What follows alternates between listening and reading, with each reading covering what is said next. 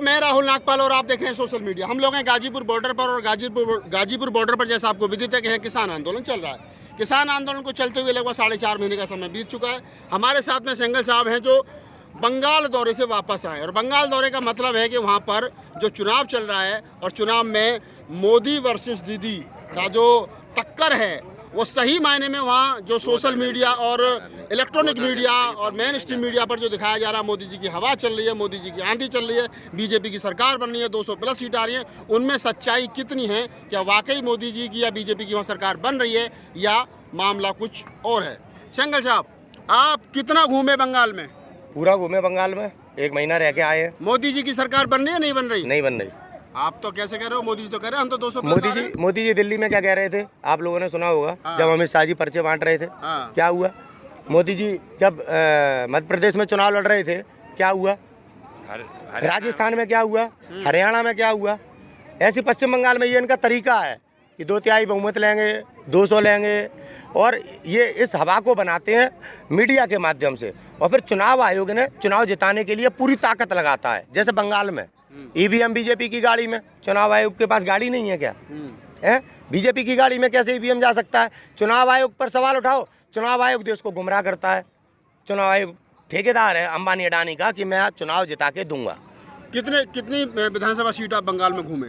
बंगाल में ऐसे तो बंगाल का नागरिक तो हूँ नहीं मैं जो मालूम पड़े कितनी सीटें घूमूं, लेकिन मैं बंगाल के चारों तरफ 200 किलोमीटर घूम के आया हूँ जी। हाँ, तो क्या माहौल है? क्या लगा? एक तरफा माहौल है, दीदी के साथ पूरा बंगाल खड़ा हुआ है, और हिंदुत्व के नाम पे, जय श्री राम के नाम पे बंगाल के नागरिकों को बहुत गुमराह करने का प्रयास कर रहा है मीडिया, जिसमें आपके ये डासनागर नरसानंद है जो इसे मीडिया में ये प्रचार करवा रहे हैं, जो देश में ये आपके मेन मीडिया के लोग, ये केवल वहाँ के हिंदू वोट को प्रभावित करने के लिए यहाँ पे चिल्ला रहा है नरसिंह। प्रभावित तो हो रहा है ना वीडियो? ना, वो जो बिहारी और उत्तर प्रदेश के लोग बंगाल में बिजनेस कर रहे हैं जाके ना, जो बस गए हैं, वो लोग केवल जय श्री राम के नाम पे मोदी का हिंदुत्व गा रहे हैं। ममता बनर्जी भी हिंदू है, ब्राह्मण लेडी है और सन्यासी है, एक गरीब की बेटी है, उनके साथ पूरा बंगाल खड़ा है। डोंट वेरी बी हैप्पी, सरकार ममता बनर्जी बनाएंगी। सरकार ममता दीदी की बन रही है? पक्का पक्का पक्का। कैसे बन रही है? कौन सा फॉर्मूला है? जनता बना रही है यार, जनता बनाती है भाई सरकार, कोई मोदी जी थोड़ी बनाते हैं सरकार, जनता के मतदान से बनती है। बंगाल की जनता पूरी दीदी के साथ है। ये केवल हिंदू और मुसलमान को आपस में लड़ा के वोट बैंक लेने की राजनीति करते हैं। बीजेपी की कितनी सीट आएंगी? बीजेपी की मुश्किल से 30 सीटें। मैं ज़्यादा बड़ा रणनीतिकार तो हूँ नहीं, लेकिन 30 सीटों से ऊपर नहीं जाएगी बीजेपी मेरे हिसाब से। और वो भी 30 सीटें इसलिए कि चुनाव आयोग मदद कर रहा है, चुनाव आयोग चुनाव जिताने का प्रयास कर रहा है। आप देखिए अभी वहाँ पे लोग मारे जा रहे हैं पोलिंग बूथ के अंदर, सीआरपीएफ के जवान गोली मार देते हैं। अरे यार, मतदाता को डराने के लिए आप जान से मार रहे हैं। पहले आप राजनीति करने के लिए मारते थे, जैसा पुलवामा हुआ, अभी ये 23 जवान मारे गए। उन जवानों के ऊपर हमारे देश में कोई बात नहीं की जाएगी। किसका फेलियर है? गृह मंत्री का फेलियर है, सेना का फेलियर है, सीआरपीएफ का फेलियर है, उस पर चर्चा नहीं होगी। हिंदू मुसलमान चुनाव जीतना है। अब कोरोना नहीं है क्या बंगाल में? किसान आंदोलन का कितना फर्क है बंगाल में? पूरा फर्क है।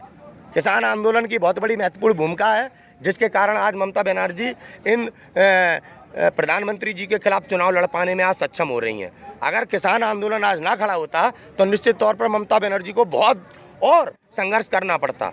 इस किसान आंदोलन ने उनको बहुत ज़्यादा ताकत प्रदान की है। किसान आंदोलन की वजह से बंगाली हिंदू नहीं भटका। जो किसानों ने जाकर के बंगाल में जो पंचायतें की हैं, उसका क्या असर देखने को मिला? बहुत बड़ा असर है, बहुत बड़ा असर है।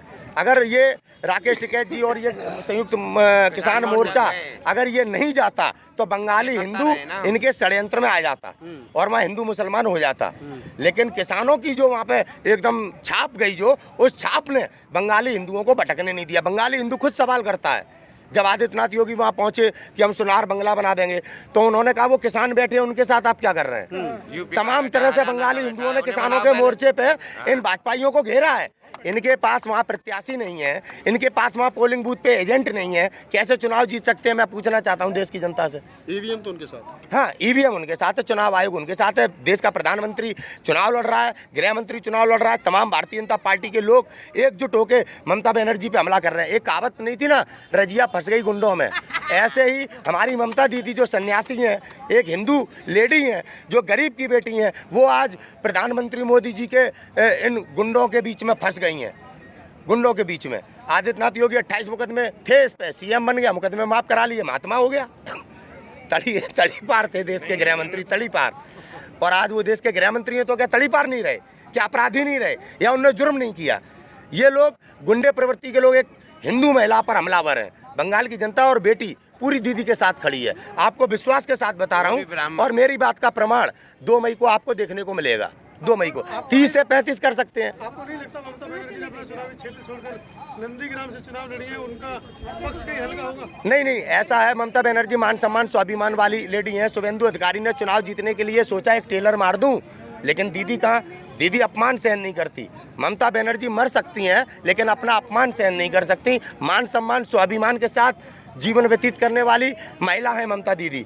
शुभेंदु अधिकारी ने ललकारा, आ गई देश का प्रधानमंत्री, लेकिन कितना बड़ा झूठा है देखो कि ममता दीदी दूसरी जगह से चुनाव लड़ने जा रही है। बेमतलब में कभी दीदी ने मीडिया के सामने आके कहा मैं दूसरी जगह से चुनाव लड़ूंगी? दीदी इन लोगों की तरह डरपोक नहीं है। तो शुभेंदु अधिकारी तो चुनाव जीत रहे हैं। कौन कह रहा है? आपको कैसे पता? शुभेंदु अधिकारी की जमानत जब्त है, वो भी ईवीएम बचाएगा जमानत, क्योंकि आपने देखा होगा कैसे वहाँ चुनाव चल रहा है। पोलिंग बूथ पे एजेंट मारे या वो टीएमसी के कार्यकर्ता मारे जा रहे हैं। चुनाव आयोग कुछ कर ही नहीं रहा, जो हारे वही दंगा कर ही नहीं रहा। दीदी पे हमला करा दिया, चुनाव आयोग की भूमिका है उसमें। चुनाव आयोग ने ट्रांसफर किया अधिकारी और दीदी पे हमला हो गया पर्चा भरते वक्त। मतलब आप ये मानते हो कि जो चुनाव जो ममता बनर्जी पे हमला हुआ उसमें बीजेपी के लोगों की साठगांठ? बिल्कुल साठगांठ है। बड़ा आरोप लगा रहे हो? बड़ा आरोप नहीं, सही आरोप लगा रहा हूँ। सच बोलना आलोचना है, क्योंकि आज शासन कर रहे हैं झूठे लोग। प्रधानमंत्री कभी सच बोला है 6 साल में? एक आध सच्ची टिप्पणी है आपके पास? कभी सच बोला देश का पीएम? कौन सा झूठ बोले वो? सच कौन सा बोले? झूठ। कहाँ है स्मार्ट सिटियाँ? स्मार्ट सिटियों का सपना दिखा के देश की राष्ट्रीय संपत्तियां बेच रहा है। गाजीपुर बॉर्डर पर कितनी स्मार्ट सिटी बना दी किसानों की? ये किसानों के घर हैं, पीएम के थोड़ी हैं, आतंकवादियों के हैं, खालिस्तानियों के हैं पीएम के हिसाब से। आप किसान कह रहे हैं, नरेंद्र तोमर से जाके पूछो, कृषि मंत्री से हम लोग कौन है, बता देगा, आपके सवाल का जवाब दे देगा। उससे पूछो राजनाथ से, जब विपक्ष में बैठा था, राकेश टिकैत को भगवान कहता था, किसान अन्नदाता हमारे घर आए हैं। आज आतंकवादी खालिस्तानी कहता है राजनाथ, जो आज देश का रक्षा मंत्री है। समझ रहे हैं आप राजनीति किस तरह की चल रही है? झूठा पीएम आरोप लगाता है देश की जनता पे, और आप लोग उस पर हमसे सवाल पूछते हैं। आज पीएम हमसे कहता है स्टूडेंटों से कठिन प्रश्न हल करो। जो प्रधानमंत्री, आप मीडिया के लोग हैं ना, आपके सामने आने से डरता है, वो हमें कठिन प्रश्न हल करने का ज्ञान दे रहा है। रवीश कुमार की पेन की स्याही खत्म हो गई है। प्रधानमंत्री से इंटरव्यू के लिए लिखते लिखते लेटर, ये 56 इंच की छाती है, झूठा है, देश बेच रहा है, इसलिए पत्रकार के सामने नहीं आ सकता। रवीश कुमार को इंटरव्यू क्यों दें? अक्षय कुमार को दे तो दिया। अक्षय कुमार कौन है? अरे इटली का रहने वाला, भारत में बिजनेस करता है, एक्टिंग करता है। तो मतलब वो इंटरव्यू लेगा एक्टर? अबे नाचने गाने वाला वो रवीश कुमार है ना, उसे कहते हैं पत्रकार। दुनिया ने सम्मानित किया है उसको। एक बार इंटरव्यू दे तो प्रधानमंत्री को अपने मर्द होने की भूल पता लग जाएगी। 56 इंच की छाती है या झूठा है। रवीश कुमार क्या पूछेगा इंटरव्यू में? अक्षय कुमार पूछ रहा हम कैसे खाते हैं? अरे भाई, अब वही तो दुर्भाग्य है देश का, जो आज हमारे देश के चौथे स्तंभ में बैठे हुए लोग हैं, अपने जमीर बेच चुके हैं, देश के साथ गद्दारी कर रहे हैं, और देश का नागरिक आज समझकर भी इन लोगों को देख रहा है। इनको देखना बंद करना जनता का सबसे बड़ा राष्ट्रहित का प्रमाण पत्र होगा। अगर आज हमारे देश की जनता अंजना ओम कश्यप, सुधीर चौधरी और रजत शर्मा जैसे एंकरों को देखना बंद कर दे, ये सबसे बड़ी देशभक्ति होगी हिंदुस्तान के लिए। इससे बड़ी कोई देशभक्ति नहीं है। देशभक्ति ही सबसे बड़ी भक्ति है। धर्म के नाम पे गुमराह मत हो। करुणा क्या है? 20 लाख करोड़ का पैकेज घोटाला। करुणा क्या है? प्रधानमंत्री केयर फंड में पूरे देश ने चंदा दिया, घोटाला। करुणा क्या है?